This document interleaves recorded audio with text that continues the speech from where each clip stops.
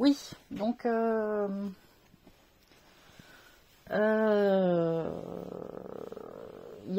donc j'ai écouté encore ce matin une vidéo là du Rav Touitou et il parlait, ça m'a interpellé dans le sens où il parlait de l'aumône. Vous savez, quand quelqu'un il fait l'aumône et que eux aussi dans le judaïsme ils se posent la question à savoir pour quelle raison on fait l'aumône et l'intention qu'on y met compte en fait. Hein. Et a priori, pour eux aussi, quand on fait l'aumône parce qu'on aime faire du bien, c'est bien, mais le plus haut niveau, de ce que j'ai compris aussi, c'est de le faire pour Dieu est encore meilleur. Et donc là, je voulais juste partager avec nos frères et sœurs juifs et juives que effectivement, nous aussi on confirme cette interprétation-là, dans le sens où je sais plus si c'est dans le Coran, je sais pas si c'est pas un hadith, une parole du prophète Mohammed, paix et bénédiction sur lui. On répète beaucoup paix et bénédiction sur lui, c'est vrai en islam, tout simplement parce que c'est une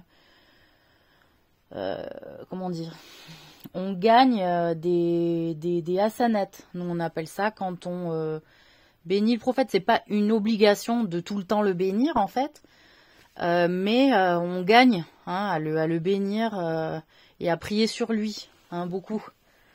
Voilà, quand on prie pour lui, c'est-à-dire que la paix et que la bénédiction soient sur lui, c'est la prière vraiment de base, mais aussi la plus belle, que la paix et la bénédiction soient sur lui, c'est-à-dire quand on est en paix et qu'on a la bénédiction de Dieu sur soi, c'est la plus belle des récompenses qu'on puisse avoir.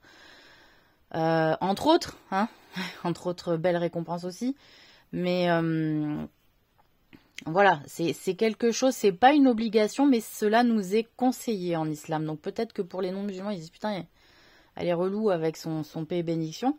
Mais en même temps, excusez-moi, j'ai un peu envie de gagner encore plus mon paradis. Voilà. Et qu'est-ce que je voulais dire? Donc, nous, c'est vrai que je crois que c'est un hadith, donc une parole de notre prophète. Paix sur lui, tiens. Voilà. Et donc, qu'est-ce qu'on disait? Et que nous, ce qui nous est cité, c'est que c'est divisé en 3 niveaux de foi par rapport à l'acte de faire aumône. Donc c'est-à-dire que effectivement, on est jugé sur notre intention, d'accord? Quand on fait une aumône, c'est pas si on fait l'aumône pour montrer aux autres qu'on fait l'aumône et pour avoir la paix, qu'il n'y ait pas des gens, oh t'as pas fait l'aumône, gna gna, t'es méchant, gna gna, et donc on nous fout la paix alors que c'est pas sincère. Parce qu'il y a des gens, ils veulent qu'on leur foute la paix, mais au fond, en fait, quand ils font, c'est sincère. Parce qu'il y a aussi des grandes gueules et des gros têtus. Voilà, on les reconnaît ceux-là. Il y a ceux qui le font avec le premier niveau de foi accepté dans l'intention de le faire, c'est de le faire pour les pauvres. D'accord? C'est-à-dire, c'est une solidarité. On donne un coup de main. Et quelque part, on le fait par devoir d'humanité. Premier niveau de foi. Deuxième niveau de foi, c'est on le fait pour soi parce que on aime en fait cette obligation-là, parce que faire du bien autour de soi, ça nous est quand même assez naturel, et que on aime voir être généreux avec les gens, on aime voir les gens heureux, et que dans tous les cas,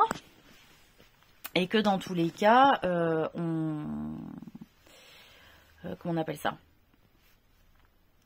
On va pas en tenir rigueur aux personnes, voilà, si vraiment on nous le rend pas, ce truc-là. Des fois, on fait du bien, on attend qu'on nous le rende.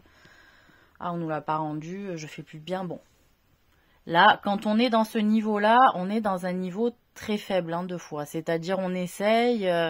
Après, tout dépend à qui on donne de l'aide. Les pauvres inconnus, c'est pas nos histoires. Ils nous fréquentent pas, c'est pas notre relation. Après, quelqu'un qui se joue de notre amitié pour bénéficier de certaines choses de nous et qui au départ on dit j'espère que ça va t'aider à te faire monter la pente et puis que finalement la pente elle remonte jamais, que c'est devenu un système. Bon, faut s'éloigner de cette personne-là, soyons clairs.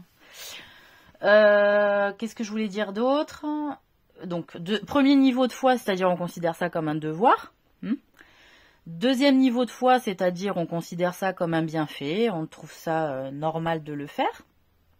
Et on trouve que c'est un bienfait pour soi par rapport à la récompense aussi que ça peut amener. Ok? Et le troisième niveau de foi, alors attendez. Voilà, je crois que je me plante.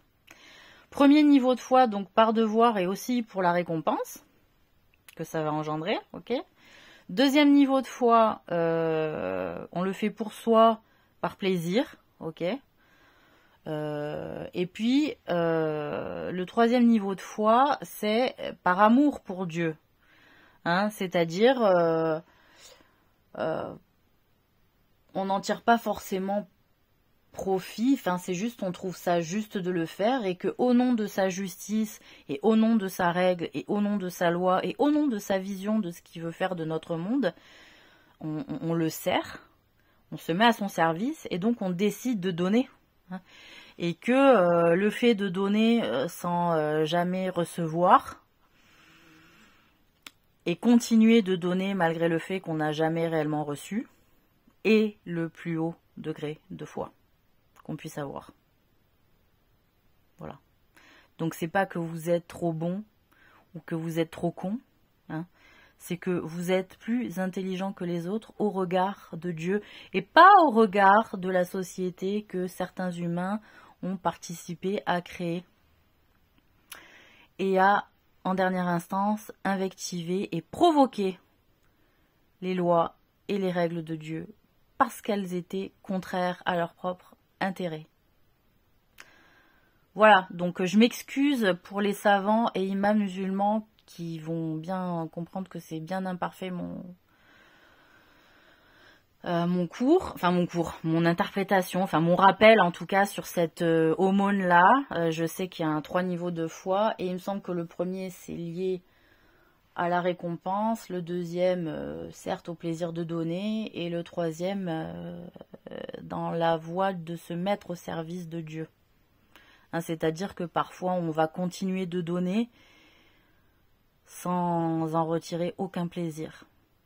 C'est ça que ça veut dire aussi. Se mettre au service de Dieu, c'est-à-dire je ne retire pas ni d'intérêt, ni particulièrement de plaisir du don que je fais. C'est une règle, cela m'est imposé parce que on a dépassé un seuil aussi émotionnel que au départ peut-être de nos vies, on nous a appris à le faire pour chercher la récompense. C'est la manière aussi dont on rencontre Dieu. C'est-à-dire on nous parle de Dieu peut-être quand on est au début de notre vie et on dit il va te récompenser.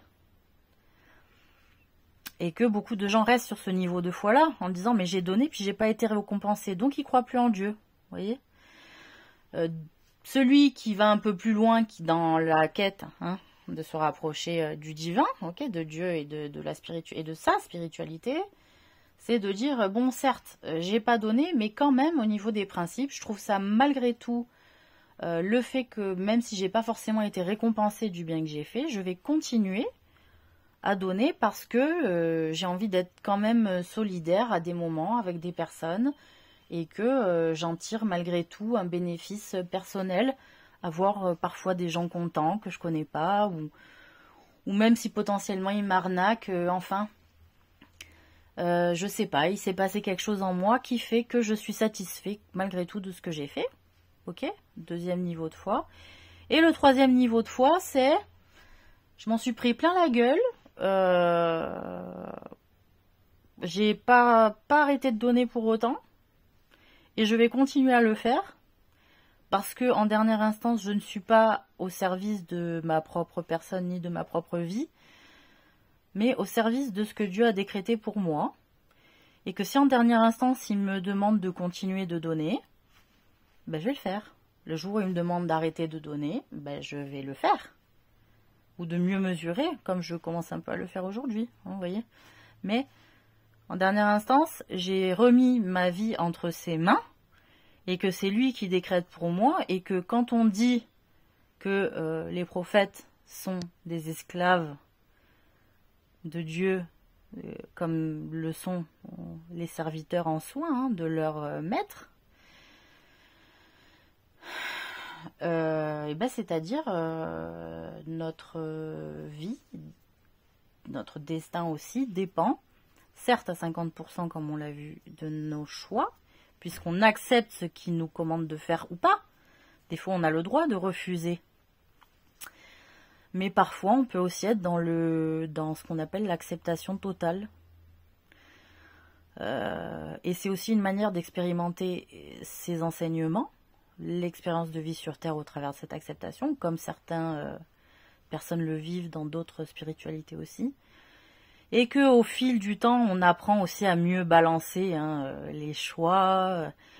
Il peut aussi nous rendre des récompenses du style, pas matériel hein, forcément, mais des récompenses en disant je te donne plus de liberté, je te donne plus peut-être de pouvoir, je te donne plus de confiance de ma part. Et que quand on a la confiance de Dieu, il n'y a rien de plus cher hein, au monde. Ça c'est bien clair hein, pour les croyants, je crois. C'est qu'il n'y a rien de plus cher au monde que d'avoir la confiance de Dieu. Donc, il ne faut absolument pas se détourner de lui quand ça devient difficile. C'est justement là où il vous attend au tournant, hein, puisque moi aussi on m'y attend des fois, mais c'est là aussi où il vous attend à ces tournants à lui. Hein, et que parfois on a bien du mal à déceler parce que on est pris dans l'illusion de cette réalité dont les odeurs nous arrivent, les sens sont touchés et la matière est matérielle, donc beaucoup plus réelle aussi pour notre regard. Mais pour autant, on sait tous hein, qu'il y a des invisibles, hein, qu'on a la capacité à se mettre en invisibilité. Donc l'invisible, vous en avez la preuve, existe bien. Et qu'il va falloir aussi essayer de faire avec ce qui est de l'ordre de l'invisible, mais autre que les caps d'invisibilité octroyés. Hein. Je veux dire, ça va 5 minutes. Voilà, donc c'est une question aussi d'élévation. Et potentiellement, on va essayer d'arrêter de mettre de l'encens chez soi pour élever son esprit. Il n'y en a pas besoin. Voilà. Bon. Allez, salam alaikum les musulmans, bon ramadan, que Dieu vous bénisse, que Dieu vous facilite et que Dieu bénisse et facilite tous mes frères et sœurs en humanité. Donc j'ai bien dit en humanité, c'est-à-dire ceux qui sont restés humains, c'est-à-dire dans la vision haute de ce qu'est un humain. Voilà, bonne journée, bon week-end, Inch'Allah.